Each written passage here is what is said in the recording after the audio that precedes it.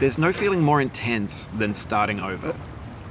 If you deleted your homework the day before it was due, as I have, or if you left your wallet at home and you have to go back after spending an hour in the commute. If you won some money at the casino and then put all your winnings on red but it came up black.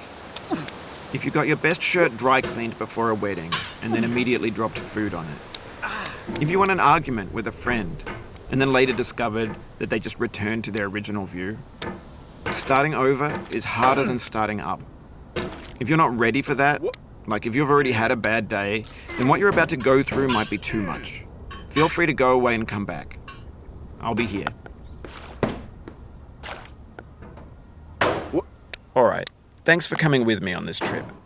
I'll understand if you have to take a break at any point. Just find a safe place to stop and quit the game. And don't worry, I'll save your progress, always. Even your mistakes.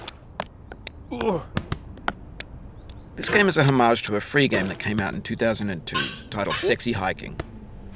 The author of that game was Jazzuo, a mysterious Czech designer who was known at the time as the father of B games.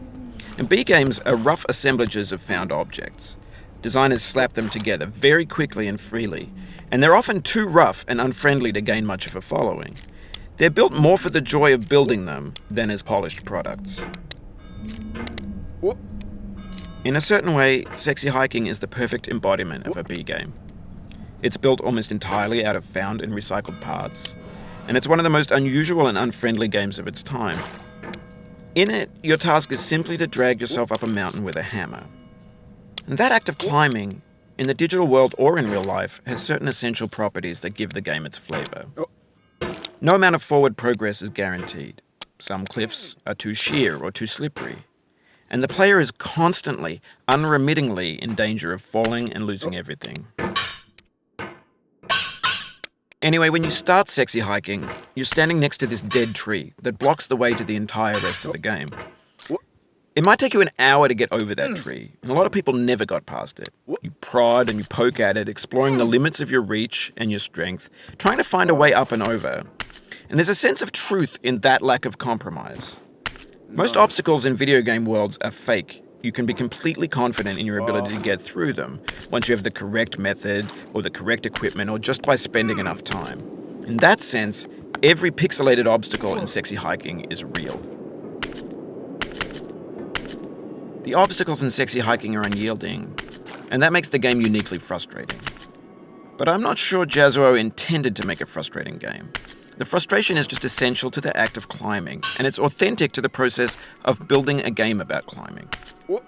A funny thing happened to me as I was building this mountain.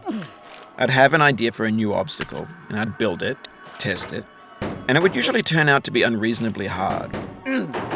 But I couldn't bring myself to make it easier. It already felt like my inability to get past the new obstacle was my fault as a player rather than as a builder.